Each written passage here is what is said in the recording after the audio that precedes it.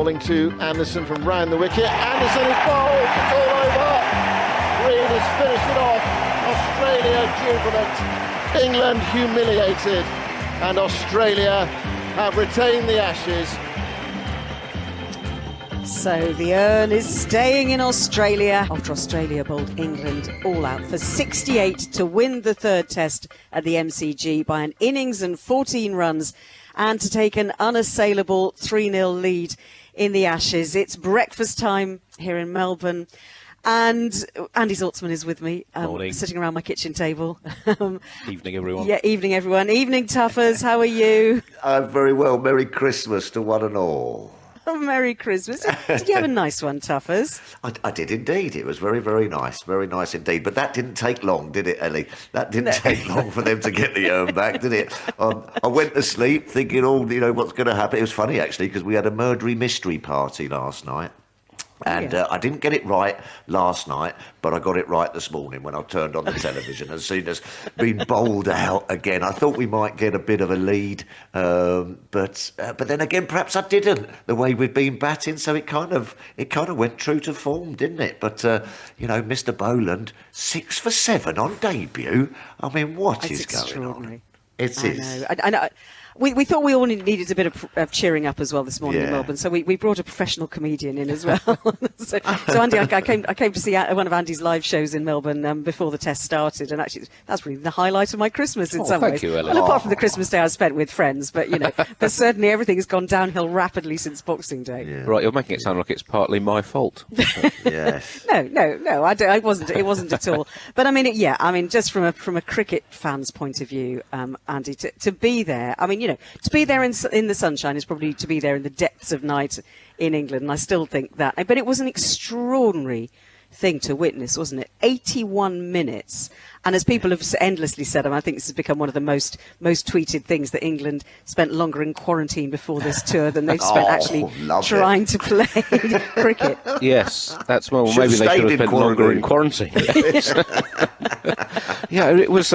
That's my first trip to Australia to see Test cricket, and as a child, I used to listen to the radio. I remember staying up late Christmas night to listen to the radio, and Jim Maxwell's voice being part of the audio texture of my life from when I was a cricket-obsessed child. So it was great to be there. But you just got the feeling from all our Australian colleagues in the media that they didn't enjoy this evisceration.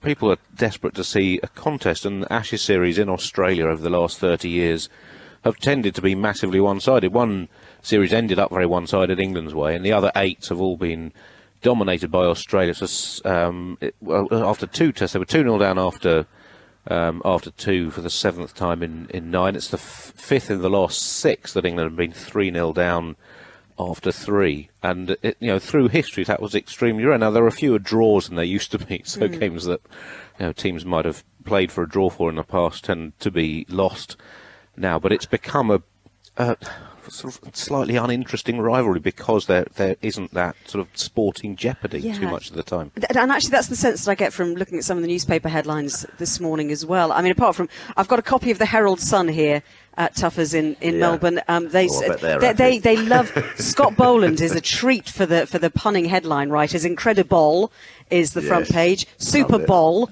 is the back page. Boland the beautiful, and then they've gone. It's Joe Rout on an inside back page. Well, I did feel sorry for Joe. Oh, I know. I did feel sorry for Joe. Well, we'll talk about Scott Boland, but just on the sense of the reception for this as well. I mean, lots and lots of incredible positivity about Scott Boland as you'd expect. Yeah. By the way, there are 2 souvenir posters inside the Herald Sun. So shall I save them and bring them back for you, Tuffers? Yeah, could you do put that on your for wall? me? Yes. 2 souvenir posters. Yeah, I'd love those. I'll get them laminated. Yeah, Mrs. T will love that, won't when you put them up on the kitchen wall. Sydney Morning Herald, journeyman turned Ashes hero, Boland's incredible debut.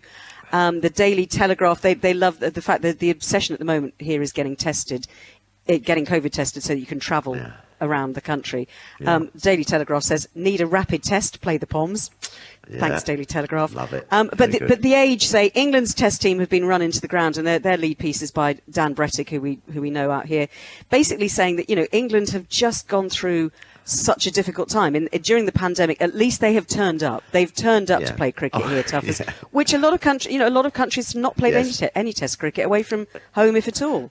Yes, we've got to sort of like not be too down, I suppose, as you say. As we're now sort of looking back and the Ashes have gone and what have you. Look, there are these extenuating circumstances. There was no preparation, the weather, COVID, all this kind of stuff and what have you. But at the end of the day, it was just a huge golfing class, and you can't take anything away from the Australians either. That fast bowling unit is world class, and we were just not in the same league, I'm afraid.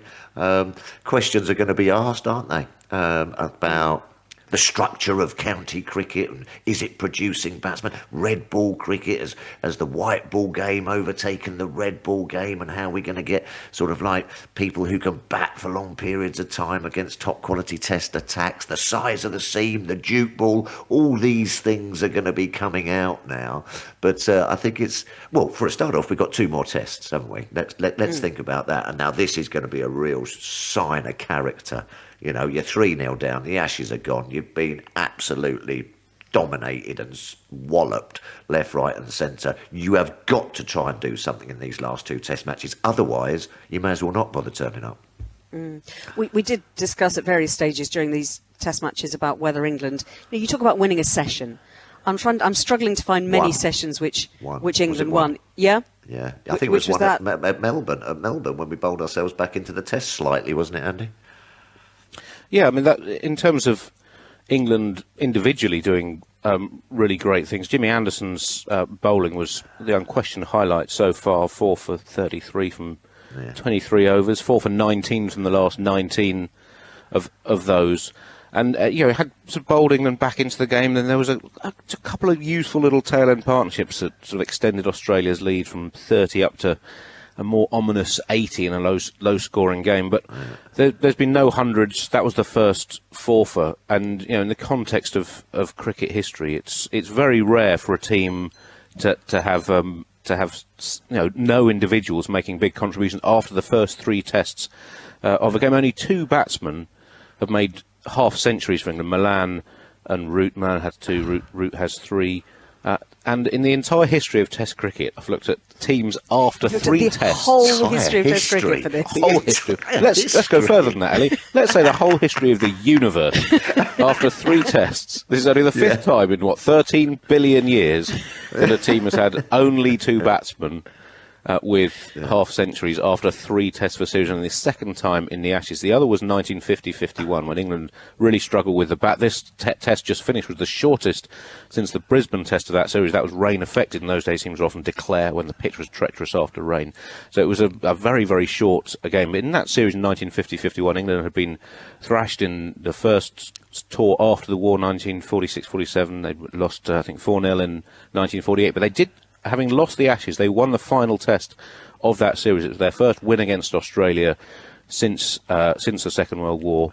They then went on to win the next 3 series after that. So maybe that's something England can cling to, that from the wreckage of a tour like this and a terrible start, if they can just almost get themselves back into the rivalry by finding something in these last 2 games. It feels like they need a root and branch review, Tuffers. What do you think? Well, I was just saying that all those billions of years ago, Andy, I think even the cavemen 11 managed to get more 50s, didn't they? Against the dinosaur. The pitches were awful then. You had to watch out for the mastodon at deep mid-wicket as well. Diplodocus played very well that game, I think. But what was I going to say? I did feel sorry for Jonah. He's been the Lone Ranger, hasn't he? And I've seen it many times. The face is sort of etched, isn't it? And you cut a lonely figure down walking around the boundary and doing interviews. I did feel for him, and I just think that he was let down. He was let down. He was let down perhaps by his senior players, and we've got to listen. The bowling wasn't great, but it was all right. It's the batting. You don't win games of cricket, especially in Australia, if you don't get any runs. It's as simple as that. And we haven't got any. We just haven't had a sniff of a 300 or a 350. It's never been on the cards. Well, the fact that there's kind of very subtle sledging going on in the papers, I would say today. Right. One of the papers does a kind of a player by player rating of England players in the series, and they say so. They have Joe Root is top of, well, he scored nearly 1,200 more runs than anyone else in the team this year, which is absolutely astonishing. 1,708. Rory Burns 530. But this particular player rating does a player rating for extras, which is the third highest scorer. I heard this stat, Andy. Don't tell me extras are third highest. Please. Yeah, extras are third with 412 runs, and then Bairstow fourth with 319. Part of that is that England have chopped and changed their team through selection, sort of elective rotation. But even then, Ellie, 412 extras in 15 tests. Out of the 6 times England have played 15 or more tests in a calendar year, that's the fewest extras they've ever had. So even extras hasn't had a very good year. Right, we're going to talk about Joe Root's future for a minute, but let's hear his thoughts after losing the Ashes. He has been speaking to Jonathan Agnew.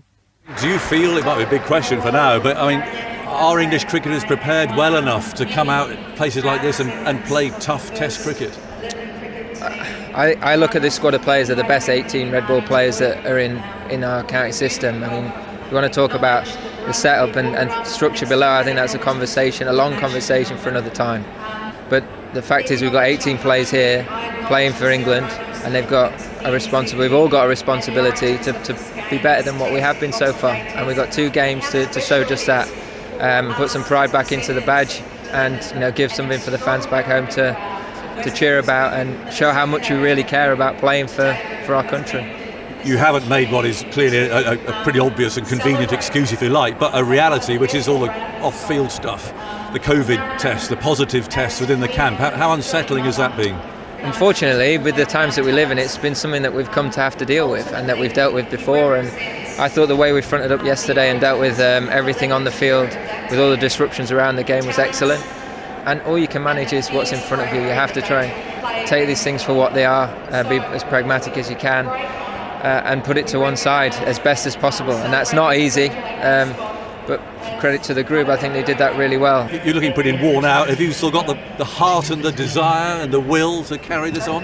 Yeah, I mean, my focus, my main focus, and the whole group's focus has to be that next ball, which is the first ball. You can't start looking at things too far in the future. As I say, we've got to make sure we come away from this tour with something. Do not want to be stood there 5-0 at the end of this series. We have to try and come back and make sure we've got 2 test matches. We've got a lot of test championship points to play for. We're way behind in that, and as I say, we've got to put some pride back into that badge, and give the fans that are so loyal to us back home something to shout and enjoy. Well, that was Joe Root with Jonathan Agnew. Close of play yesterday. I mean, tough as he sounds weary, doesn't he? He does sounded tired. How long do you think he's going to carry on for? Well, for a start, who else is going to take his place? I don't think. Well, as Agus would say, that's not his problem. It's not his problem, is it? Really, if perhaps, he wants to step down and say, Well, it's a very big call, isn't it, for a captain to do that, though? And especially if he then looks around and there's not too many candidates sticking their hands up to sort of like take it on. You still have that sort of pride. He might sit back and, as you say, when the dust settles and what have you, and says, "Well, actually, I just want to get on with my batting." But I don't think he's been advised very well. I don't think he's necessarily captained very well, but one thing he does do is bat very well. And without him, England would have been absolutely all at sea. So I think, we have got to look after Joe Root, because he's our leading light in a sea of no batting at all. So we need to look out for him. I think, as he said there, let the dust settle. Let's get back. Let's just get through this. Let's try and put something on the board and get some pride back for the last 2 test matches, and then reevaluate. Talking about who might replace Joe Root, Andy, there's a cricket WhatsApp group which we're both a member of, and the suggestions as to who might replace Joe Root last night varied from Mike Brearley to Heather Knight to Owen Morgan. So it was the Loch Ness Monster, I think. The Loch Ness Monster. There you go. Equally elusive, England's next Test captain. Let's bring in Glenn McGrath, shall we? Australian legend, Glenn. Bowling legend. It's just what you need, Tuffers, isn't it? I don't need Glenn over Christmas. How are you, mate? I'm good, Tuffers. Yourself? No, I'm very well, mate. You played well. Congratulations. Well done. Yeah, not that I did anything, but no, the boys are going well. Yeah. Well, I think you kind of give them something to aim at, don't you, Glenn? When at the start of every series you say 5-0, and they think, right, well, we can't let Glenn down. But no, I mean it was an unbelievably dominant performance, wasn't it? And just tell us a bit about Scott Boland, a man who takes 6 for 7 on his debut on his home ground, wins the Player of the Match award, and might not get picked for the next Test. I know, it's a funny game at the moment, isn't it, when they talk about horses for courses and what have you. But, yeah, it was a very dominant performance, I think, even from the toss. I think not much has gone right for England this tour at all, whereas everything's gone right for Australia and Pat Cummins. And, it's Scotty Boland coming in to replace, firstly, Josh Hazlewood and then Michael Neser and Jai Richardson, who apparently pulled up a bit sore after Adelaide. So, he's unbelievable. I couldn't believe it either. 4 overs, 6 for 7, or 6 wickets for 7 runs, I should say, and a drop catch in that as well. So I don't think he can believe it himself. But yeah, he's one of those bowlers that he's a bit of a workhorse. He rarely bowls a bad ball, hits good areas, just gets a bit of seam movement. And that pitch out there was very bowler friendly, and it was perfect for his style of bowling. We saw Jimmy Anderson bowl incredibly well the day before too. So, he's 32. He's not a spring chicken, but he'll have to pinch himself today and for a long time to think, what happened yesterday. Yeah, and for everything that he symbolises as well for the Indigenous people of Australia out here too, because he's from Indigenous heritage. The Muller Medal, which we talked about as well, which is the Player of the Match award, which comes from a belt buckle, I think, from the 1868 Aboriginal tour of England, which was something when I think the history of Aboriginal cricket is not particularly good, really. Jason Gillespie was the only previous man, wasn't he, of Indigenous heritage to play for Australia. But the fact that they have so much, they've got so much depth, Australia, in their batting lineup, in their bowling lineup, haven't they? Pat Cummins missed the last Test. Josh Hazlewood only played the first Test, and these were the big players that we thought England would be fearing before the tour even began. Yeah, no, exactly right. And I think it was just very fitting that Scotty Boland won the Johnny Muller Medal, so it couldn't have worked out any better. But in respects to Australian bowling stocks, I think it's very good. For a long time, it's just been the big three: Hazlewood, Stark, and Cummins, and no one else got a look in. And now they're with a bit of injury, and they're looking to rest players and play certain players for certain types of wickets. With Richardson coming in and Adelaide getting 5 for, Boland getting 6 for in this Test match, and like you said, they probably won't play in Sydney unless they rest someone like a Mitchell Stark. So, yeah, the bowling stocks for Australia look very good at the moment, and that's always a concern because the nature of the beast is that injuries do happen, and it's good to have the other guys ready to go, experience under the belt and confidence as well, and bowling well. It is amazing as well, Tuffers, to think that people were calling for Mitchell Stark to be dropped before the series.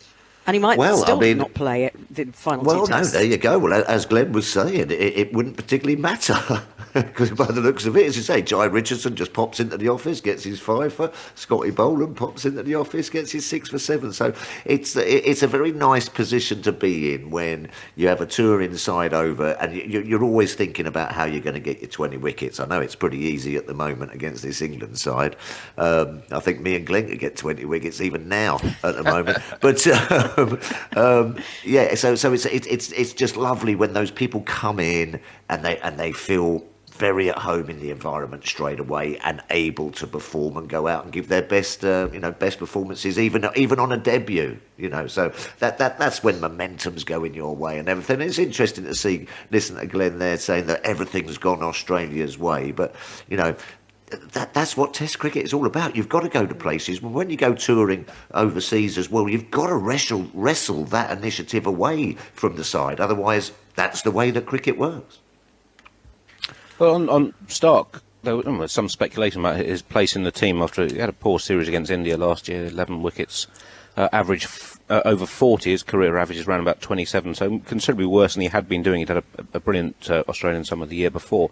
This series, 14 wickets in 3 tests, hasn't taken the massive hauls, but 13 of those 14 wickets have been top 7 batsmen. He's also contributed with the bat. He's batted 4 times, hasn't had a failure yet, useful runs in all 4 innings. In this game, 24 not out. I could mention that partnership with Cummins.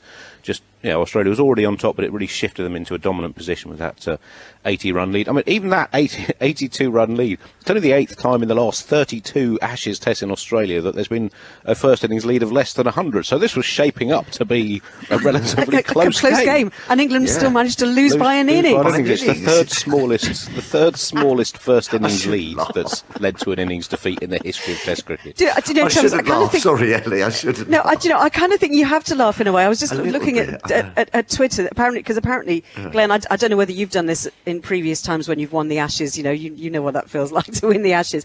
But all the Australian team apparently spent ages they basically used the MCG as a giant garden party. They were out there sitting on the outfield, having a couple of drinks, playing some music. I just spotted a tweet from David Warner with his daughter having her first bat. Indy having her first hit at the MCG, it says. So she's actually playing on the Test wicket, which doesn't look like it's had much wear to it. She's had more practice in the middle than England had before the Brisbane. Exactly. Well, somebody said that the Australian kids spent more time in the middle than England certainly did in the second innings. Glenn, that must be such a lovely feeling, though. It is, and the Boxing Day Test is always about family. The families come down, you have the big Christmas lunch, and Santa comes along for the kids and what have you. And so to get them out in the field and be part of it all, because it's not just the 11 or 12 players in the middle, it's everyone, it's families, and that sort of live through every minute. And it is special. And to see Scotty Boland's family out in the middle when he received his baggy green cap was special. And there's some great memories after wins, being out in the middle of the MCG. Even we did the team song up the back of the Great Southern Stand at one time as well. So all these memories are great. But saying with Indy with Dave Warner, I remember at Lord's after we had a win there in 2005, and before the series sort of took a nasty turn, I was out in the middle after that test with my son James, and he had a cricket ball and he was running around. So those moments, I think, are very special. Yeah, I mean, we are having a little bit of a chortle at all these stats that Andy keeps saying and what have you, and cricket does. But there will have to be some serious thinking done here, because we can't allow this to go on. It's as simple as that. No. Someone is going to have to sit down and do some serious thinking about how we can change this around, because it's just not good enough. The golfing class is huge. And that's the point, isn't it, as well, Glenn? That I think the impression that I've got from every single Australian that I've talked to over here is they don't want it to be like this. They don't want the Ashes to be over in such quick time. No. Everyone wants to see a good competition. Right down to the wire. Everyone's sitting on the edge of the seats, and the Ashes is so important to Australian cricketers, to England cricketers, and to the fans. So they want to see a good close contest, and I've always said I want to see every game come down to the wire with Australia just getting over the line, and I get my 5-0, and I'd be happy with that. But when it's a little bit, the golf is so wide, it's a little bit disheartening. Somebody's car alarm is going off outside the hotel that we're in downtown Melbourne at the moment, which I kind of think is symbolic for the state of English Test cricket at the moment. I mean, Tuffers, what's your prescription to save English Test cricket? Because it's the thing that those of us who love cricket love the most, I think. Well, I think, I don't know. I'm not sure. Listen, I think that something's got to happen in the county setup. You know what I mean? The counties are playing in April when it's snowing, and when the leaves are on the ground in October. It's as simple as that, and everything else. I mean, the white ball game had a reset, didn't it, around, 2015, 2016, and there was some more emphasis, sort of, made for winning World Cups and getting into T20 World Cups, and sort of like this is a bit of a 4 or 5 year plan of how we're going to do that. I think that now the red ball game needs a little bit of tender loving care as well. And as far as the rest of the series is concerned, Andy, we can look at the squad players that England have got that they might bring in.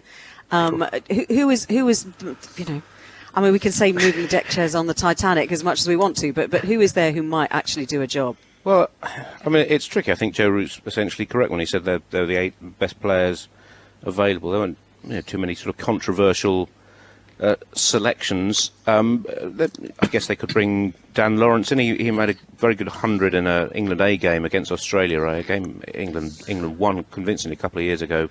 Dom Sibley also made 100 in that match. I think that's one of the concerns with how these players have performed, that a lot of them had quite a good deal of success. These young batters coming through, and it felt, at the start of this year, there was a new generation of England batters who over the previous 18 months had all made pretty good starts to their careers. Rory Burns had a pretty good series in 2019 and Ollie Pope's the one same man, bowling isn't attack. it? Yeah, Pope had a breakthrough winter in 2019-20, a couple of good innings at the start of the 2020 summer.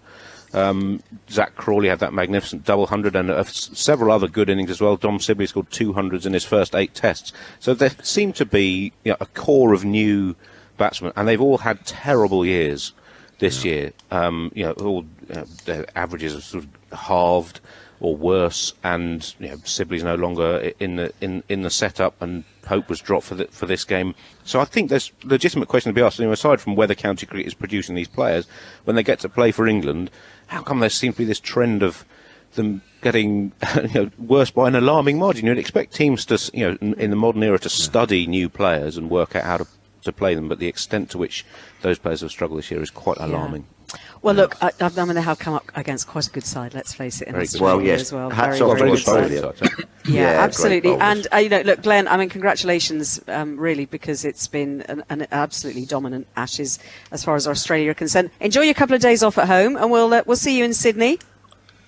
Yeah, we'll do. Look forward to it. Sydney's always a big test for my home ground, plus now with the McGrath Foundation and the Pink Test in its 14th year. It's going to be massive. Hopefully COVID doesn't have a negative impact on it. So looking forward to it and catching up again with you guys.